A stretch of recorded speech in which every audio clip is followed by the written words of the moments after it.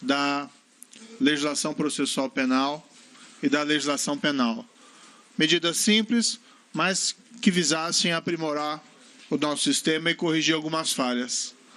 Para minha, não surpresa, mas para minha satisfação, o senhor presidente Bolsonaro concordou inteiramente com essa proposição.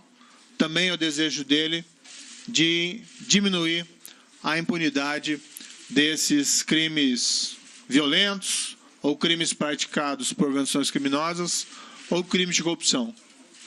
Desde o início definido esse convite, eu e minha equipe nós nos reunimos, conversamos sobre esse projeto, passamos a elaborá-lo ainda durante a transição, finalizamos esse último mês, conversamos com muita gente de fora da equipe, né, que contribuiu para o aprimoramento desse projeto e sem vazamento, diga-se, né, foi então finalizado esse trabalho e agora nós estamos apresentando. Qual que é a ideia? A ideia é apresentar esse projeto em um prazo relativamente breve ao Congresso Nacional, à Câmara dos Deputados.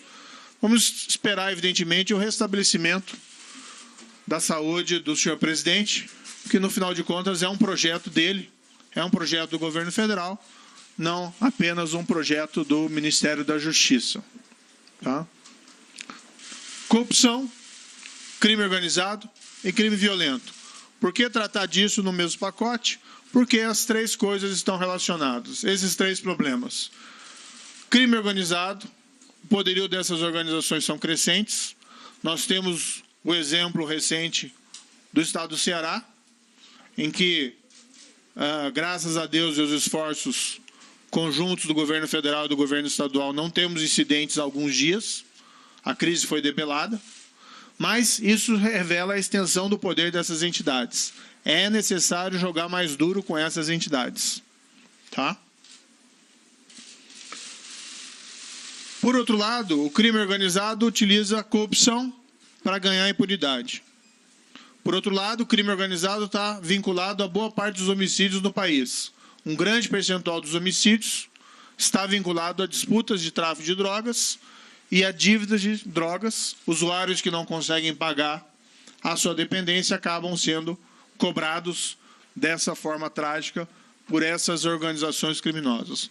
Por outro lado, o crime contra a administração pública, como a corrupção, esvaziam os cofres públicos, diminuem os recursos disponíveis para que o Estado, a União Federal, possam adotar políticas mais eficientes contra a criminalidade organizada, contra a criminalidade violenta, ou políticas sociais em geral, que possam também servir como, vamos dizer, estrategicamente orientadas para diminuir a sedução pelo crime, muitas vezes de pessoas vulnerabilizadas. Então, os três problemas estão vinculados, não adianta tratar de um sem tratar dos demais, daí a razão de nós termos feito esse projeto abrangendo as três questões.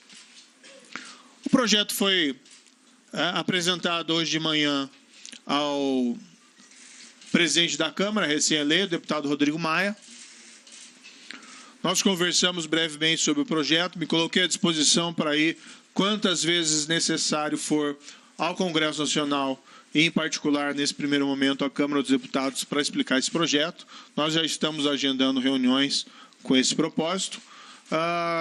Gostaríamos de convencer os deputados e parlamentares de que esse projeto é acertado para tê-lo aprovado em um prazo relativamente curto ou pelo menos médio. Estamos abertos a sugestões, a alterações, não temos aí a pretensão de sermos os donos da verdade. Houve uma solicitação por parte dos governadores e uma reunião durante a transição que esse projeto fosse apresentado a eles, o que é muito pertinente. O problema da criminalidade não é um problema da União Federal, é um problema de todos, mas em particular dos estados e do Distrito Federal. Afinal de contas, nós somos aí uma federação, então nós convidamos os governadores, os seus secretários para essa reunião. Infelizmente, por problemas de agenda, é impossível tê-los todos presentes, mas houve um quórum qualificado e quem não pôde vir enviou representantes qualificados, especialmente os secretários de Segurança Pública, mais envolvidos diretamente nessa questão. O projeto foi apresentado, nós ouvimos sugestões, vamos avaliar essas sugestões e algumas até já nos comprometemos a inserir no projeto. O ideal é que todos possam participar disso, embora o projeto tenha a sua origem no governo federal, e particularmente no Ministério da Justiça e no desejo do presidente Jair Bolsonaro, nós entendemos que essa é uma tarefa coletiva. A entrevista agora marcada é para apresentar à imprensa, o melhor veículo para transmitir informação à sociedade civil e à população, e com isso nós possamos receber também, vamos dizer assim, um feedback, sugestões, críticas da sociedade e da população a respeito do projeto. Ele ainda vai ser debatido no Congresso Nacional e sempre nós poderemos aprimorá-lo. Bem, muita gente sabe que eu trabalhei como juiz. O que nem todo mundo sabe é que eu também fui professor de processo penal por 10 anos. E a minha ideia agora é explicar vários pontos do projeto, para os senhores e senhoras. Acho que todos já receberam cópia, né? E depois, ao final dessa explicação, nós abrimos para perguntas. Infelizmente, eu tenho que estar no Congresso às 3 horas, por conta da solenidade de abertura do ano legislativo. Então, nós não temos todo o tempo para poder passar a tarde aqui e explicar todos os pontos, mas fiquem cientes que o Ministério da Justiça e Segurança Pública está à disposição para, mesmo em outro momento, dar as explicações necessárias, certo? Então, vejam, o anteprojeto, na via que foi passada à imprensa, foi separado por temas, para facilitar a compreensão.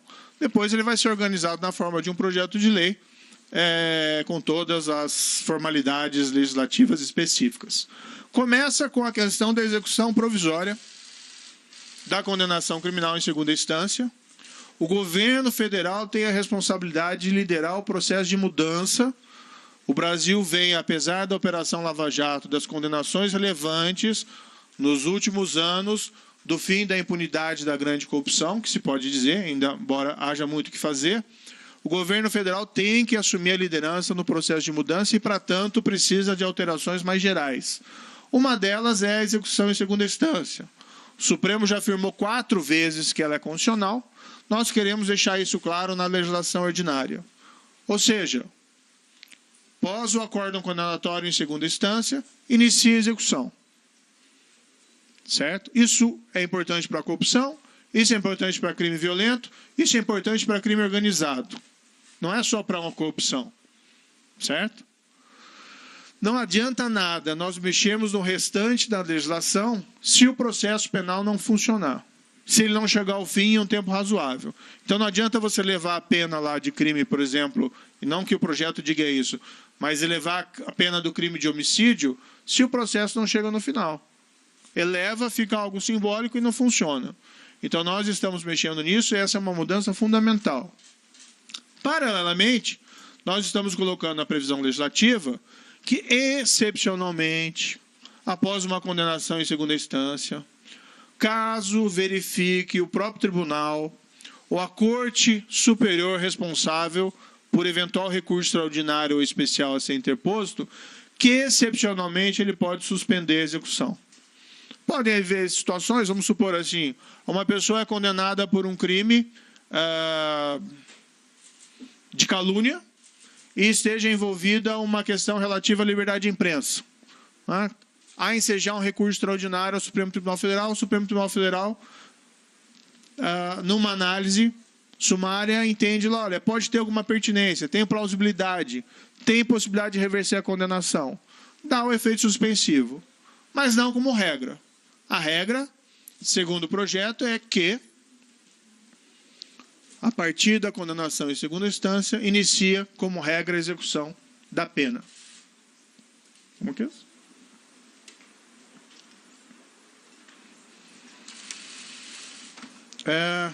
Adiante. Tem vários dispositivos nesse projeto que basicamente tratam disso. né, a permitir ajustar toda a legislação a respeito dessa alteração. Por que não uma emenda constitucional? Não teria nenhum problema apresentar uma proposta de emenda constitucional. Mas nós estamos respeitando o entendimento atual do Supremo Tribunal Federal. Por 4 vezes, o Supremo Tribunal Federal disse que é constitucional. Nós apenas vamos deixar claro, qual é a posição do atual governo federal sobre a questão.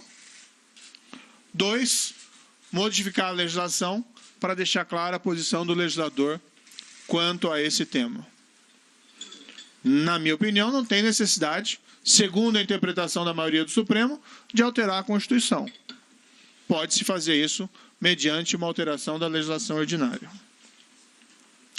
Já foi anunciado, inclusive, também, isso publicamente, que o governo federal vai alterar sua posição no parecer apresentado nas ações diretas de constitucionalidade ainda pendentes do Supremo, vai alterar o seu parecer no sentido de que é constitucional a execução em segunda instância. E aquilo que eu disse mais uma vez, é dever do governo federal liderar a mudança. Não é responsabilidade primária das Cortes de Justiça. O governo federal tem que mostrar sua posição. Uma outra mudança importante.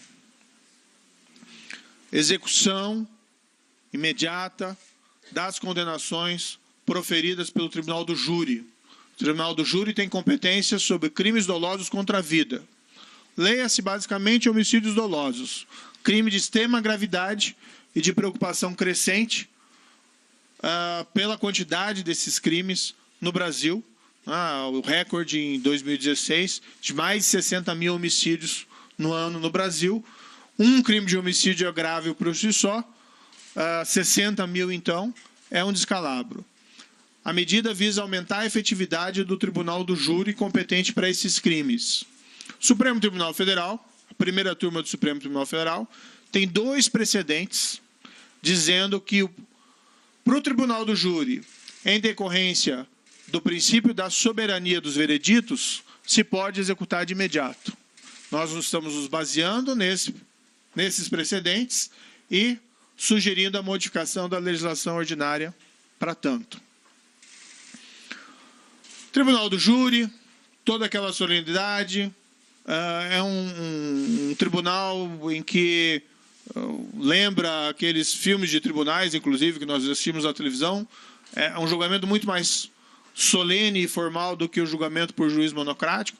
Nós confiamos a um corpo de jurados escolhidos dentre pessoas comuns da sociedade para proferir aquele veredito. O júri profere o veredito, eventualmente de um homicídio doloso qualificado, eventualmente de um homicídio doloso praticado com requinte e crueldade, e nós negamos efetividade a essa decisão. Eventualmente, o criminoso sai pela porta da frente. Eventualmente, ele pega um ônibus para ir embora para a casa dele e ainda divide as poltronas com os jurados, ou com testemunhas, ou com parentes da vítima.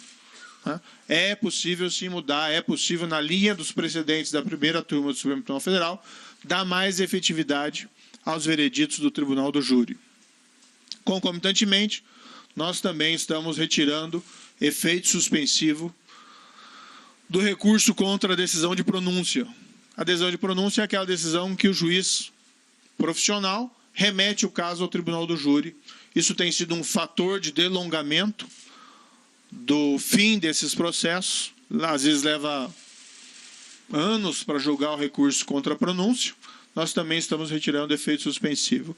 Da mesma forma, em relação à segunda instância, nós estamos estabelecendo ali que, excepcionalmente, havendo uma situação, uma questão substancial, vislumbrando o Tribunal de Apelação a plausibilidade no recurso, ele pode conferir, como exceção, o efeito suspensivo.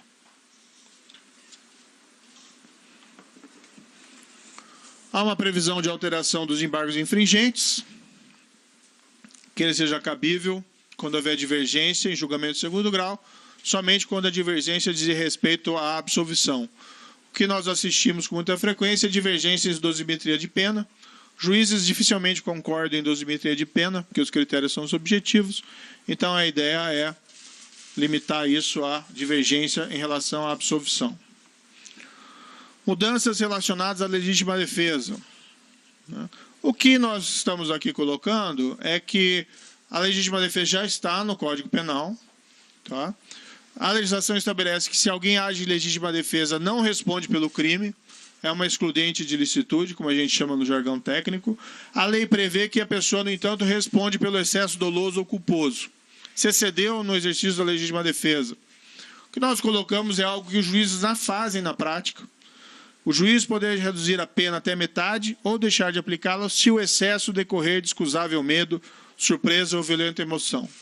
O exemplo que ficou famoso nos anos próximos foi o caso do agressor daquela artista famosa, Carolina Dickmann.